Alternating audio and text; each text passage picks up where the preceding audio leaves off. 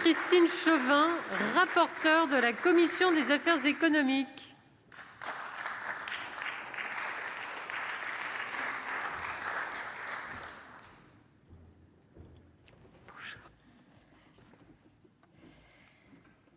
Madame la présidente, monsieur le ministre, mes chers collègues, je voudrais tout d'abord remercier le groupe écologiste d'avoir inscrit cette proposition de loi à l'ordre du jour du Sénat, nous permettant d'avoir un débat de société sur le thème du bien-être animal. Je crois que tous les parlementaires ici, je dis bien tous, partagent vos préoccupations. Les bonnes pratiques pour l'élevage, le transport et l'abattage sont un souci de tous les jours qui prendra une place de plus en plus importante dans les années à venir, car la société le veut. Les filières le veulent, et c'est bien normal. Tous les parlementaires, comme toutes les filières, veulent tendre vers plus d'élevage alternatif à la cage ou au bâtiment. Nous voulons tous améliorer les conditions de transport des animaux. C'est un sujet consensuel, ce que démontre d'ailleurs l'adoption très large et transpartisane de résolutions du Parlement européen sur le sujet. Enfin, il faut bien entendu trouver une solution viable au broyage massif de poussins. C'est justement pourquoi la Commission partage pleinement vos objectifs, mais elle conteste fermement les moyens retenus et surtout les effets de bord importants induits par la rédaction de la proposition de loi. Je voudrais, avant d'analyser dans le détail la proposition de loi, commencer mon propos en ayant une pensée pour les éleveurs. Car s'il y a le bien-être animal, il y a surtout le bien-être des éleveurs. Les deux sujets sont d'ailleurs souvent étroitement liés. Se lever tôt le matin pour perdre de l'argent, personne ne peut le supporter. C'est ce qui explique que la décapitalisation du cheptel se poursuive dans certaines filières. Si la situation perdure, notre souveraineté alimentaire en élevage est menacée, d'autant plus que les importations sont déjà très présentes. 45% de notre consommation de poulet, 25% pour le porc, 55% pour les ovins et un tiers de nos produits laitiers. Or, si rien n'est fait, nous perdrons les externalités positives de notre élevage en matière d'aménagement du territoire, de stockage de carbone, de réduction de la vulnérabilité aux aléas naturels, de biodiversité des races cultivées. Ce contexte devait être rappelé pour garder à l'esprit qu'il faut être à l'écoute de nos éleveurs. Lors de nos auditions, tous nous ont affirmé ne pas comprendre pourquoi ils sont toujours voués aux gémonies, sans que leur effort ne soit valorisé. Il faut le redire, le bien-être animal, c'est tous les jours en agriculture. Il y a bien entendu quelques situations anormales et des abus. Des exemples existent, je ne le nie pas, mais c'est comme dans toute profession. Prenons l'exemple des poules pondeuses. L'élevage alternatif à la cage est désormais majoritaire, alors qu'il n'était que de 20% il y a 10 ans. Des élevages expérimentaux se développent pour éviter l'élevage de lapins en cage. Rappelons aussi que 94% des vaches laitières et 67% des vaches allaitantes ont accès à l'extérieur. En matière de volailles, la France est la première d'Europe, avec un taux de 20% élevé en plein air. Le second pays européen n'est seulement qu'à 5%. Toutes les filières interprofessionnelles se sont engagées dans un plan bien-être animal et développent des outils de diagnostic bien-être animal sur les exploitations afin de mieux mesurer les progrès à réaliser. Cette situation doit être dans tous nos esprits à l'heure d'examiner les propositions pour interdire certaines pratiques d'élevage, de transport ou d'abattage. Ces rappels étaient d'autant plus nécessaires que le titre de la proposition de loi ignore cette réalité. En plaidant pour un élevage éthique, juste socialement et soucieux du bien-être animal, il est sous-entendu qu'il n'existe pas d'élevage éthique et soucieux du bien-être animal aujourd'hui en France. Je veux le dire clairement, cela ne correspond pas à la réalité du terrain agricole. La proposition de loi pose également des difficultés pratiques. Sur l'élevage plein air, par exemple, l'article 1 entend interdire toute construction de nouveaux bâtiments d'élevage ne prévoyant pas un accès à l'extérieur des animaux à compter de 2026 et d'interdire tout élevage hors plein air à l'horizon 2040.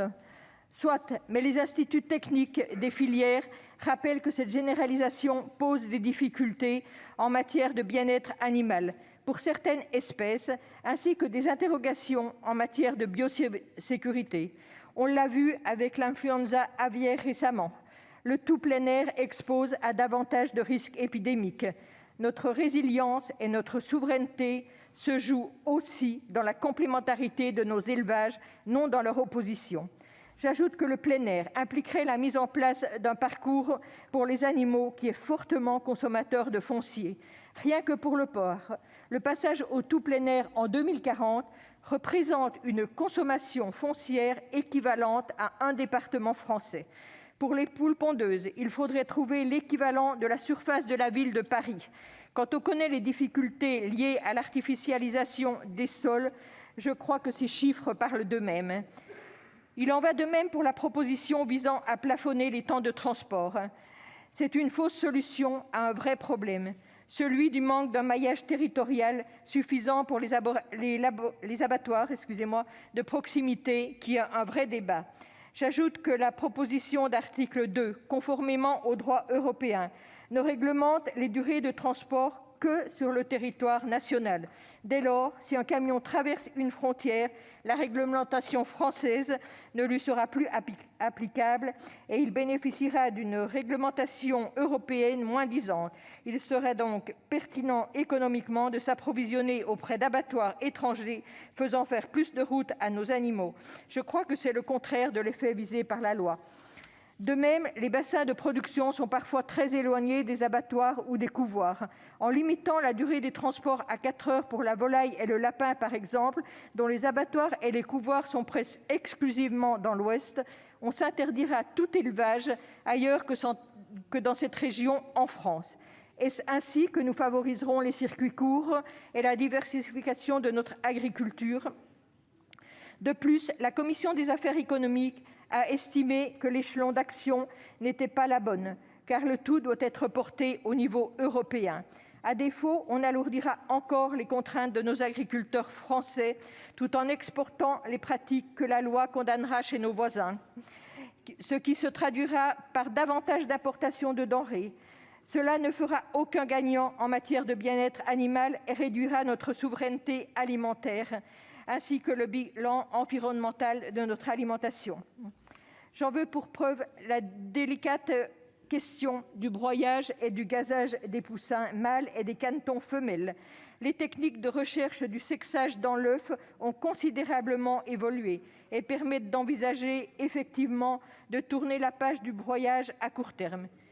Oui, il faut s'en féliciter, mais l'imposer intégralement dans 8 mois, c'est condamner des petits couvoirs et c'est surtout renchérir le coût des ovoproduits issus d'élevages français qui représentent 40% de la production totale. Or, pour ces produits, l'aspect prix est essentiel. À aller trop loin, nous renforcerions la compétitivité des ovoproduits polonais qui inonderaient notre marché, alors que les poussins, là-bas, continueraient à être broyés. Pour le broyage des poussins, je crois qu'il faut faire confiance aux accouveurs. Le marché est prêt, la recherche évolue et se perfectionne. Et je suis sûre que nous y parviendrons dans un pas de temps rapide.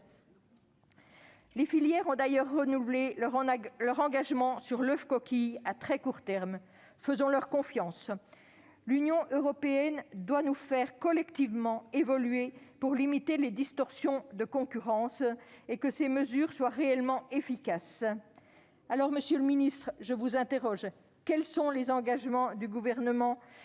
Est-ce que le gouvernement est prêt à porter en la matière au niveau européen pour que, ensemble, nous avancions dans cette amélioration, mais ensemble ? Enfin, j'entends bien sûr les critiques de certains trouvant au contraire que la loi est équilibrée, dans la mesure où elle prévoit une compensation par un fonds des pertes induites par la présente proposition de loi. Je tenais à leur dire que j'ai moi-même eu ce sentiment en première analyse. Je soutiendrai toujours ces mécanismes incitatifs d'accompagnement à des mécanismes d'interdiction sans aide. Toutefois, l'analyse a démontré que ce fonds était irréaliste, car les chiffres des surcoûts induits par la proposition de loi sont colossaux. Rien que pour le porc, le surcoût du plein air est estimé à 13 milliards d'euros. Le surcoût du broyage pour les seules poules pondeuses, c'est 64 millions d'euros, soit 4 % du chiffre d'affaires de la filière. Quand on sait que l'agriculture a été dotée d'1,2 milliard au total dans le plan de relance, je m'interroge sur la faisabilité d'un tel fonds. Le risque étant que les compensations soient bien inférieures, ce qui pénaliserait alors considérablement le revenu de nos agriculteurs. C'est pour toutes ces raisons que la commission propose de rejeter cette proposition de loi. Je vous remercie. Merci, madame la rapporteure. La parole est à monsieur Alain Gris.